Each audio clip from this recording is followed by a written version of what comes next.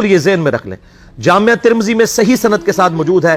عبداللہ بن شفیق تابعی رحمہ اللہ تعالیٰ کہتے ہیں کہ صحابہ کرام علیہم رضوان صرف نماز کے چھوڑنے کو ہی اعمال میں سے کفر سمجھتے تھے. یعنی وہ کسی کو نماز پڑھتا ہوا دیکھتے تھے تو کہتے تھے یہ مسلمان ہے, اور کسی کو نماز پڑھتا ہوا نہیں دیکھتے تھے تو وہ کہتے تھے یہ کافر ہے. یہ جامعہ ترمذی ہے, یہ کوئی سٹوری بک نہیں میں سنا رہا آپ کو. مسند احمد میں صحیح سند کے ساتھ حدیث ہے, نبی صلی اللہ علیہ وآلہ وسلم نے معاذ ابن جبل سے فرمایا, معاذ اللہ کے ساتھ کسی کو شریک نہ ٹھہرانا, خواہ تمہارے ٹکڑے ٹکڑے کر دیے جائیں, تمہیں سولی پہ چڑھا دیا جائے, تمہیں آگ میں جلا دیا جائے, اللہ کے ساتھ کسی کو شریک نہ ٹھہرانا. اور معاذ نماز بھی نہ چھوڑنا, کیونکہ جس نے نماز چھوڑ دی اللہ تعالیٰ کے ذمہ کرم سے وہ نکل گیا. اللہ کے حضور اس کے لیے کوئی حصہ نہیں ہے جس نے نماز چھوڑ دی. کتنا کرٹیکل ایشو ہے. اور اسی طریقے سے مسند احمد میں ہی ایک اور حدیث ہے کہ آپ صلی اللہ علیہ وآلہ وسلم نے فرمایا, جس شخص نے اپنی زندگی میں نماز کی حفاظت کی, قیامت والے دن وہ نماز اس کے لیے نور ہوگی, نجات ہوگی, اور اس کے حق میں دلیل ہوگی.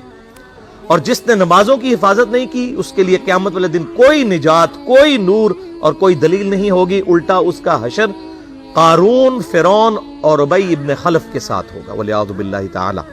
یہاں تو ہم کہہ دیتے ہیں یا اللہ جو کچھ بھی ہے تیرے محبوب کی امت سے ہے, یعنی یا اللہ ہم نے تو اپنی اصلاح کوئی نہیں کرنی, ہمیں اسی طریقے سے ہی قبول کر لیں, والعیاذ باللہ تعالی. اور کچھ ویسے علماء کا بھی اس میں بڑا برا کردار ہے کہ انہوں نے نماز کو بھی اتنا مشکل فرض بنا کے پیش کیا ہے کہ ایک عام آدمی کے لیے, اور جو دنیاوی معاملات کے اندر بھی انوالو ہے, اور کسی ایسی عورت کے لیے جس کے کئی بچے ہیں, مطلب اس روٹین کے اندر اس نماز کو مینج کرنا مشکل ہو جاتا ہے. ہمیں تو عشاء کی صرف 17 رکعتیں بتا دی گئی ہیں, حالانکہ 24 گھنٹے کے اندر ٹوٹل نماز کی رکعتیں 17 ہیں جن کی اکاؤنٹیبلٹی ہے. اور میں یہ بڑے یعنی وثوق کے ساتھ ایک ذمہ دار مبلغ کی حیثیت سے یہ بات کر رہا ہوں.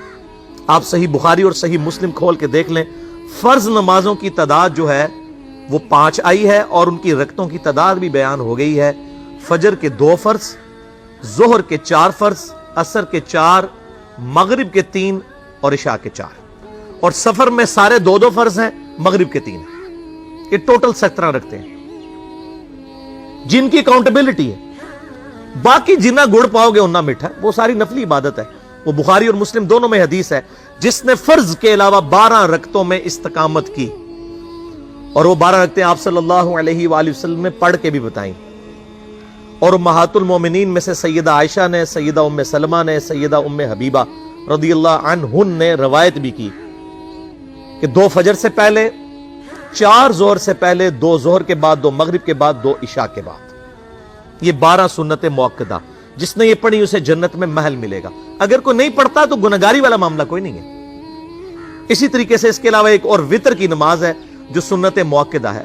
وہ سیدنا مولا علی رضی اللہ تعالیٰ عنہ علیہ السلام کا قول ہے کہ وطر سنت ہے, سنت ہے, سنت ہے, مگر اسے مت چھوڑو.